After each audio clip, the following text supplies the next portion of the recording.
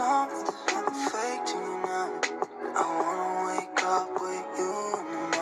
Friends, welcome back to the Suresh kitchen ಚಾನಲ್ಗೆ. So ಇವತ್ತು ನಾನು ಕೊರಿಯಾಂಡರ್ ರೈಸ್ನ ಮಾಡ್ತಾಯಿದ್ದೀನಿ.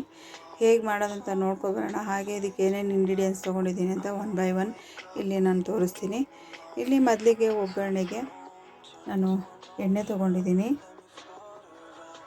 ಹಾಗೆಯೇ ಇಲ್ಲಿ ಒಗ್ಗರಣೆಗೆ ಜೀರಿಗೆ, ಸಾಸಿವೆ, ಸ್ವಲ್ಪ ಒಂದು 2 ಒಣಮೆಣಸಿನ್ಕಾಯಿ, ಹಾಗೆ ಒಂದು ಹಸಿಮೆಣಸಿನ್ಕಾಯಿನ ಕಟ್ ಮಾಡಿ ಇಟ್ಕೊಂಡಿದ್ದೀನಿ. ಹಾಗೆ ಇಲ್ಲಿ ಗೋಡಂಬಿ ತೊಗೊಂಡಿದ್ದೀನಿ ಸ್ವಲ್ಪ.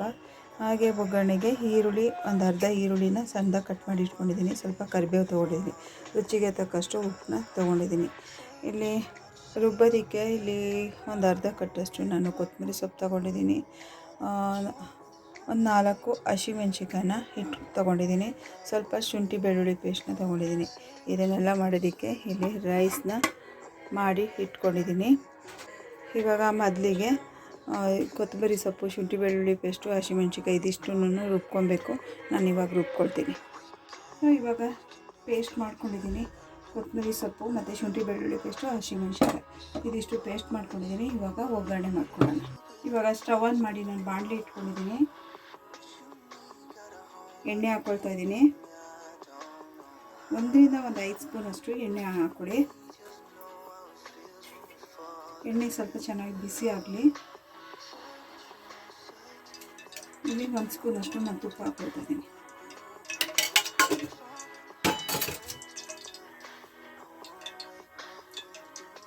ಇವಾಗ ಎಣ್ಣೆ ಎಲ್ಲ ಚೆನ್ನಾಗಿ ಕಾದಿದೆ.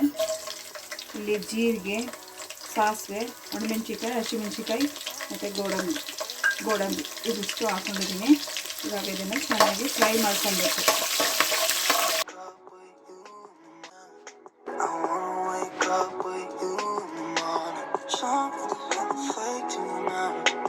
ಜೀರಿಗೆ, ಸಾಸಿವೆ ಎಲ್ಲ ಚಿಟಪಟಾಗಿದೆ. ಗೋಡಂಬಿ ಸಹ ಚೆನ್ನಾಗಿ ಫ್ರೈ ಆಗಿದೆ. ಇವಾಗ ಈರುಳ್ಳಿ, ಕರಿಬೇವು ಹಾಕ್ಕೊಳ್ತಾ ಇದ್ದೀನಿ.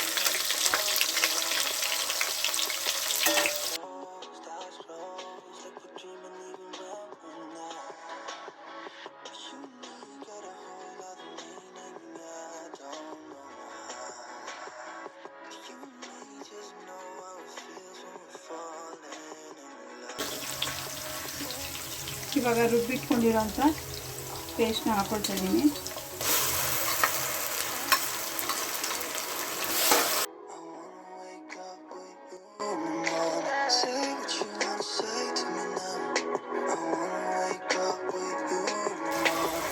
ಸ್ವಲ್ಪ ಅರಿಶಿನ ಹಾಕ್ಕೊಳ್ತಾ ಇದ್ದೀನಿ.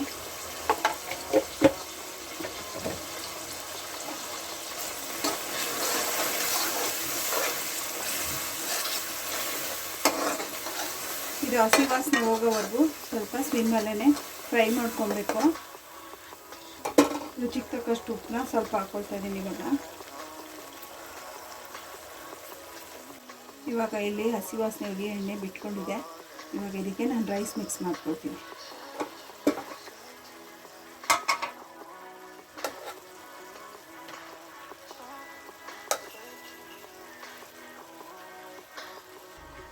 ಇವಾಗ ರೈಸ್ ಎಲ್ಲ ಹಾಕೊಂಡಾಗಿದೆ. ಚೆನ್ನಾಗಿ ಮಿಕ್ಸ್ ಮಾಡ್ಕೋಬೇಕು.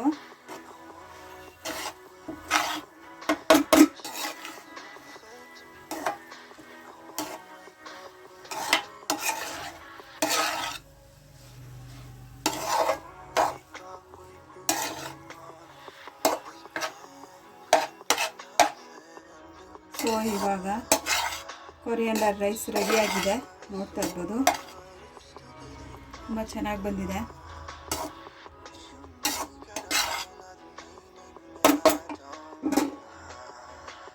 ಸೊ ಇವಾಗ ಕೊರಿಯಾಂಡರ್ ರೈಸ್ ರೆಡಿಯಾಗಿದೆ.